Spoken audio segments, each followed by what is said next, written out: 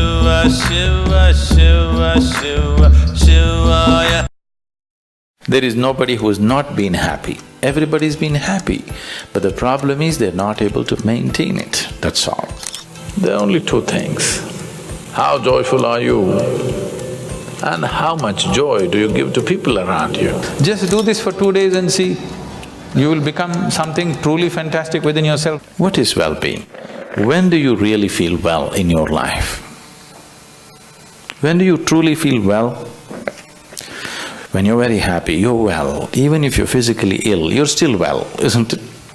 Even if you're medically diagnosed as ill, you're very happy right now, you are feeling well, isn't it?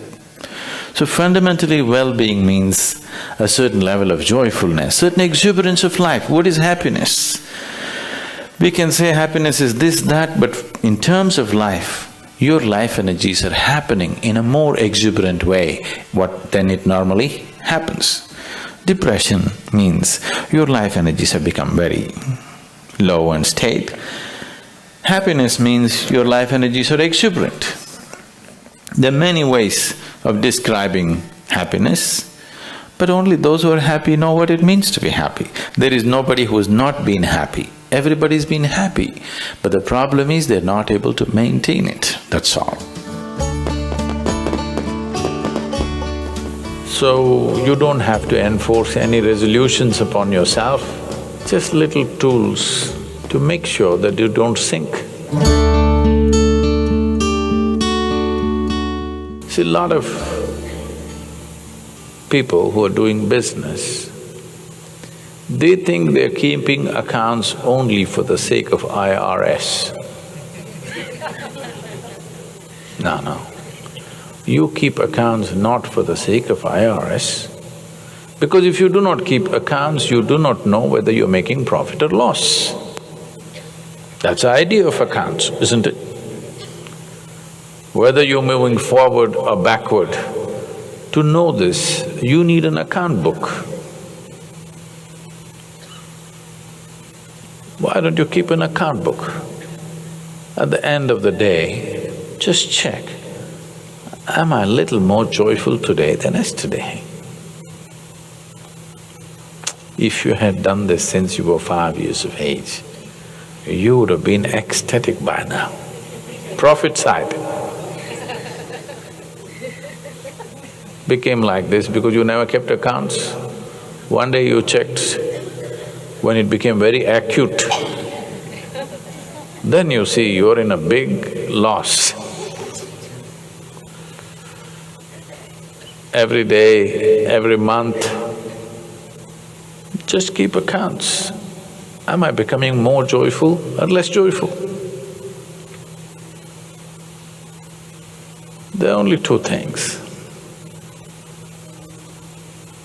How joyful are you and how much joy do you give to people around you? This you can keep accounts. If you keep accounts of this, people are keeping accounts of their money as if they're going to carry it with them. The real wealth of life is how joyful you are, how wonderful is your experience of life. Joy is not a goal by itself, but it's a necessary ambience for life. If you don't set this one ambience, then whatever you have is just going waste. Tomorrow, if you wake up in the morning… No, this is not my wish, but I want you to know, of all the people who go to bed tonight, over 1 million people will not wake up tomorrow morning. And tomorrow, if you and me wake up tomorrow morning, is it not a fantastic thing? 1 million people did not wake up. You woke up. Is it not a great thing? Yes. You don't seem to think so. Yes. Because the problem is just this, you are living with an idea that you're immortal. When I say you're immortal, you're not actually thinking you're immortal, but you're not conscious of your mortality. If you're not conscious of your mortality, somewhere you think you're immortal, isn't it? How many moments in a day are you conscious that you're mortal? If you were conscious, would you have time to crib? Would you have time to fight with somebody? Would you have time to do some rubbish with your life? If you knew, if you are conscious that you are mortal, you would do nothing other than what is absolutely needed for you and everybody around you. Don't think this is a negative thing. Death is not a negative thing. It's the only thing which has added value to your life. If you're here forever, you would be unbearable.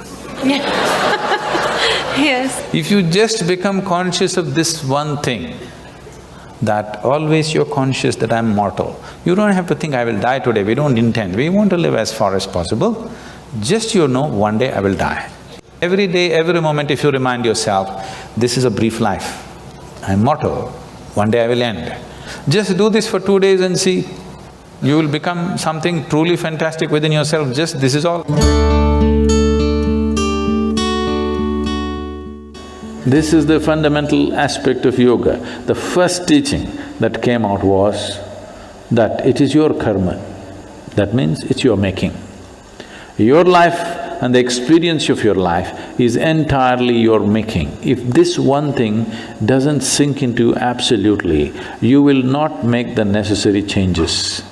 You still think, yes, I know it's my karma, but you know, my husband, what he did. You can't fix this. First you understand, this is my making, entirely my making. The moment you see it, you have the ability to change it. I see it, but you know what they did to me yesterday? Now you can't change it. It doesn't matter who did what. What is happening within you, your experience of your life is entirely your making. This is your karma. Karma means not something that drops upon you from somewhere. Karma means your action, it's your making, it's your doing. Before you go to bed, everything that's not you, keep it aside. They may be precious to you. You think about it, your house, is it you? Oh, my house. All right, you have lots of passion about it, but all right, keep it aside. Your husband, is it you? No, that's easy, he's not me.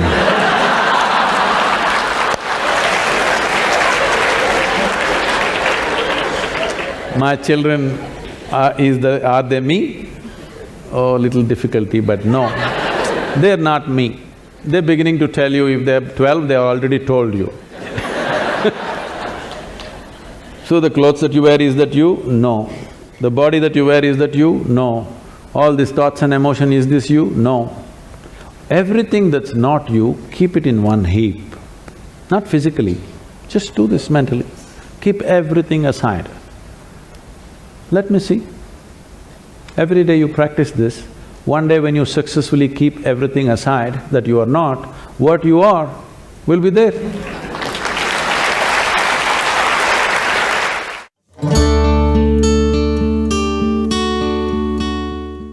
What you're referring to as love is basically the sweetness of your emotion. You sit here, you could feel love about somebody who is not even here.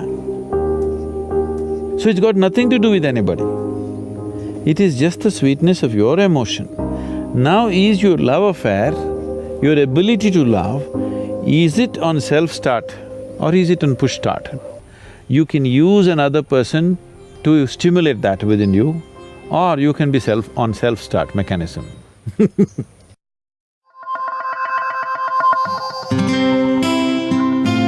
See, what is this need for love in a human being? Constantly, a human being is longing to be something more than what they are right now. The thing is, you want to include something which is not a part of you as yourself, that is the whole effort. If it happens emotionally, on the emotional level, if you try this, we call this a love affair. You're trying to make somebody who is not a part of you, a part of yourself, emotionally. This is a love affair. If you do it consciously, we call this yoga. For 5 minutes every day, go sit with something that does not mean anything to you. maybe a tree or a pebble or worm or an insect. After some time, you will find you can look upon it with as much love as you hold for your wife, husband, mother, child or dog. Maybe the worm does not know this, the insect does not know this. That does not matter. If you can look at everything lovingly, the whole world explodes into a beautiful phenomena for you. You realize love is not something that you do, it is the way you are. Shiva, Shiva, Shiva, Shiva, Shiva, Shiva, Shivaya. Shiva, Shiva, Shiva, Shiva, Shiva, Shiva,